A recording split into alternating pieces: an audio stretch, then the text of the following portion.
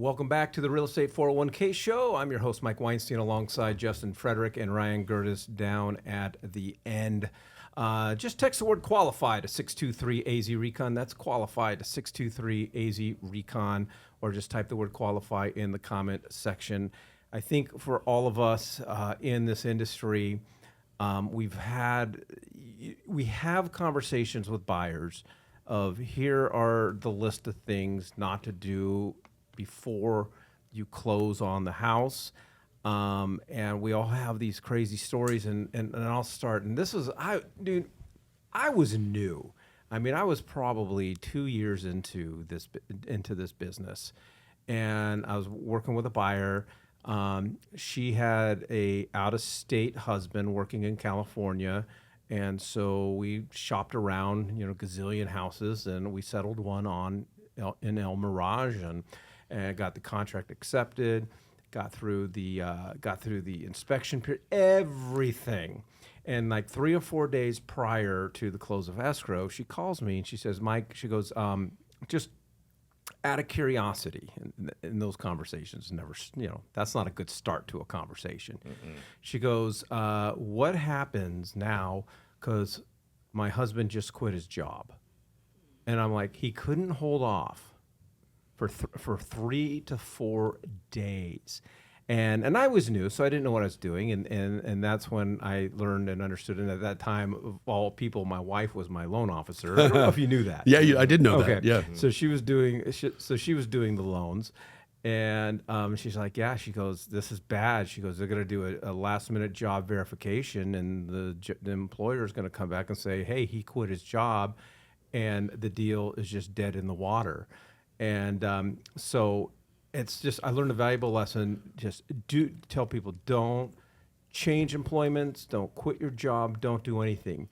The good news is, for whatever reason, the lender never did a last minute job verification. So we eventually pushed that through, but it was like 3 or 4 days of just stressing. I can't even tell you how many times I've run into that situation. Yeah. I mean, I'd say probably the job one. I mean, because we always go through the same old. Hey, don't do anything with your credit. Don't do any irregular spending. Don't do anything with your income. Don't buy the furniture prior to and finance it. But they think that that's up for interpretation. No. No. And I'm like, no. Like, does it affect your income? Yeah. Or does it affect your job? Yeah. Well, so the one that jumps out at me is I won't mention his name, but smart guy. I mean, he pulled down $250,000 a year, and he had he was an engineer and did really well for himself, and so going through qualifying was a breeze. He had very little debt. He had cash, so he had a significant down payment. I think it was like 20% or something like that, and he was buying something below his means. He was building, and doing a good job. And so, went through the conversation. Don't do anything with your credit. Don't do anything with your job, blah, blah, blah. And 2 weeks before closing, he goes, oh, dude, I got this huge promotion, is how he pitched it to me. And I was like, dude, that's awesome. Yeah, cool. That's great. And like he still had, and I knew he had one more pay stub to turn in to the lender before we closed, because they want to see the most up-to-date information before they send out the CD and fund the file, right? So I got this awesome promotion. I was like, cool. And he's like, yeah, so my position will end on Friday. I start my next one on Monday, and it's gonna be awesome. And I was like, dude, so good deal. And I go, here's the real question: is it with the same company? Because I feel like you're trying to tell me something and you're not telling me something. He's like, well, so my old manager got a new job over at this new firm and is paying me like an extra $50,000 a year to jump over to this next one, and more responsibility, more money. And I'm like, I know that sounds like a great deal for you, buddy. And he's like, and I have to accept the job now, or I could lose it. And I'm like, I promise you that if he is that hot for you, it's still going to be there. It's still going to be there in 2 weeks. You can even sign the deal. You can even sign it saying that you're going over there. well, You know, that- just don't Don't quit- put in your 2 weeks. Don't put in your 2 weeks. Don't quit your job. Don't do anything to your damn income. You know, if internally they decide to start giving you more money, okay, sure, that's fine. That's a raise, right? But to straight up quit your job, go work for another company, even though you're making more, is a big bad no-no. And so we had to, and he had already signed it. He had already done his, 2 weeks. 2 weeks, and it was like really more like a 1 week notice or whatever, because of the way that the whole deal worked out for his new job. And of course, they basically just said, "Hey, here's your last week's paycheck, and get the hell out of here if you're going to go work for our competitor." Yeah. So, yeah, that was probably the most interesting one. So, I mean, it ended up not being that huge of a deal. The seller was pissed. We had to pay him a couple extra bucks in order for the seller to give us the extension. But as you know, he needed 2 paycheck stubs from his new job and needed to verify that it was similar style of employment, which it was. That was easy to overcome. But yeah, I mean, he could have lost the deal on that one, and I mean, he would have been. He had a really good deal. He was pissed. I was thinking about it, Ryan. You and I are, as real estate wealth managers, as agents, we have our personal stories, so we're out transacting. Justin's got a ton of real estate agents that bring him deals, so Yeah. you probably could just go on for an hour. Oh my God, I can go on. But the quitting the job thing is one of the most common ones. And all I gotta say is, I'm a direct lender, so, and you know that now, it's so much easier for me to do job changes, but do not do job changes unless you talk to me first. I'm okay with it in most cases, in some cases, but I need to orchestrate it, and I need to tell you how it's done. And I don't even need pay stubs from the other company if it's done the right way, but I need to know about it as sooner than later to make sure that everything happens in time.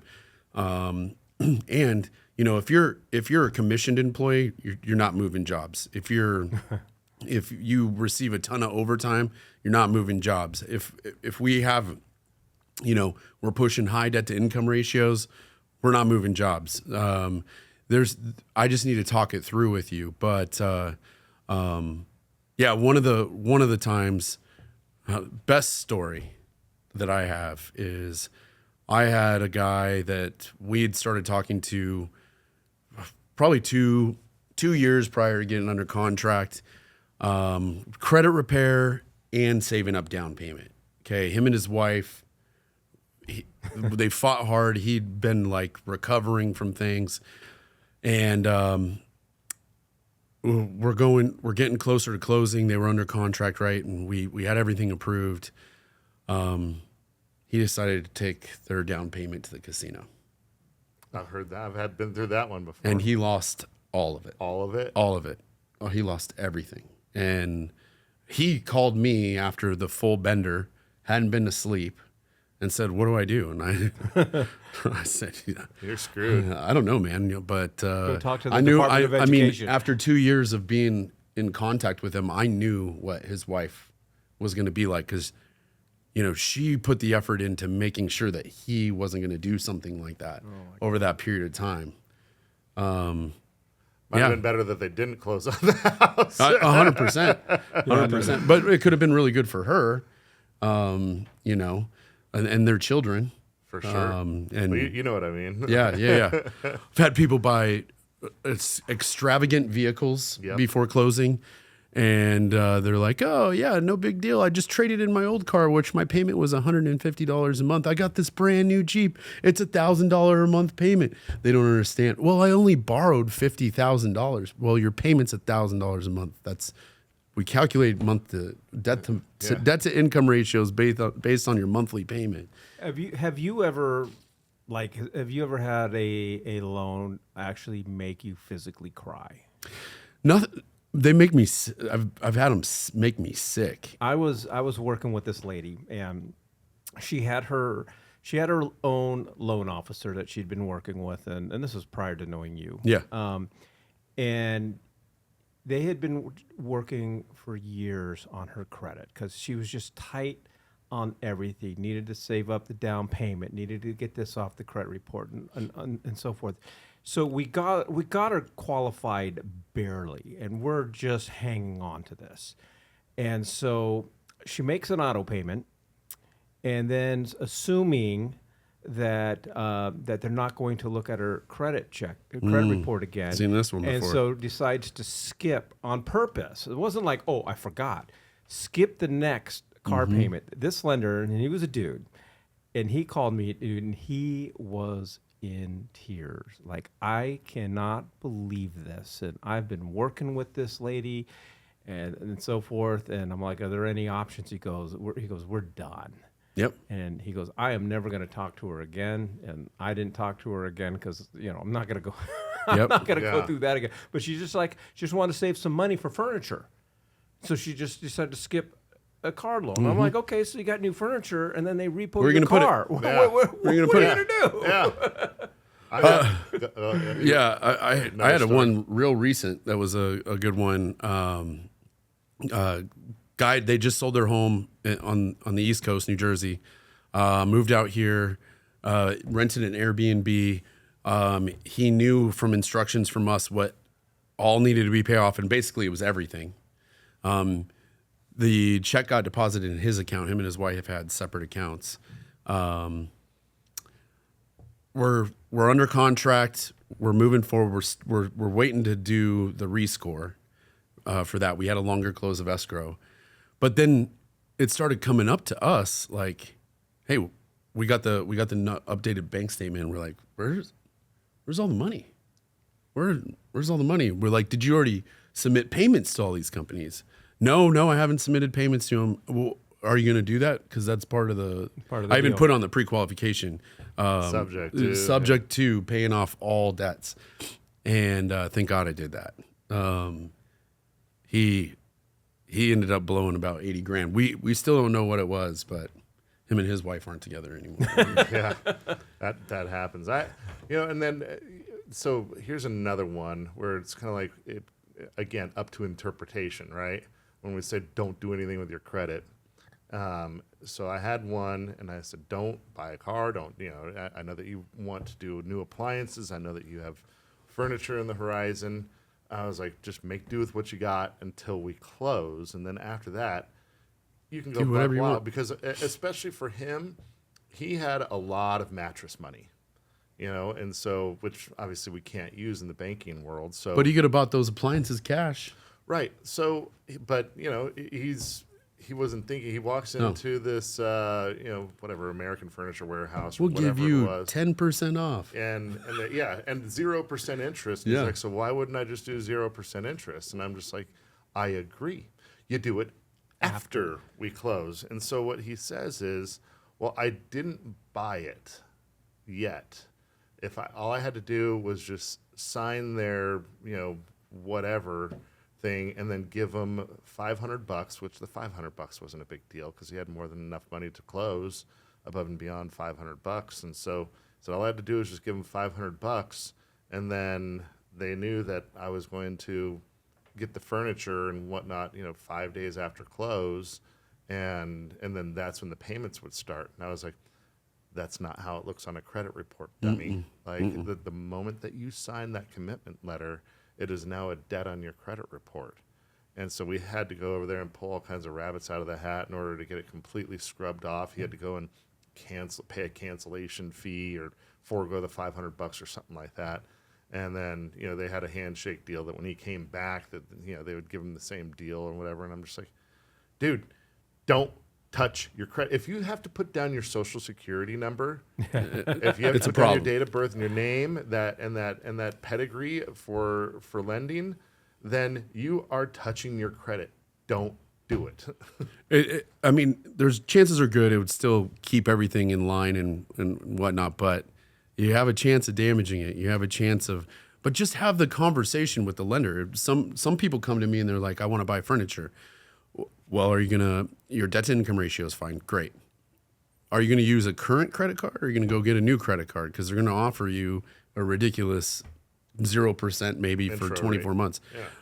Well, I'm going to use my current credit card. Great. Let's go. If you're going to get the new credit card, there's additional steps.